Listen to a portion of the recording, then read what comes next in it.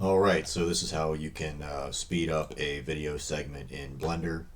So I have this long segment here going from 224 to about 5 minutes, and I want to take that down to maybe like 15 seconds or whatever. So this is just the video segment right here. I'm going to click on it and then say add. We'll say effect strip, speed control. Then I'll grab this and change it to multiply.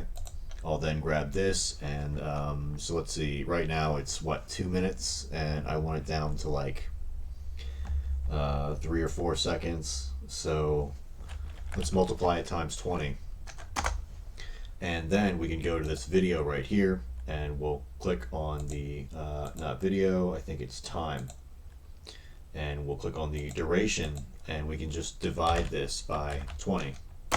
So we do that, and then that is how long it is now. So if I play from right here, I think it's just going to give a little joyful jump.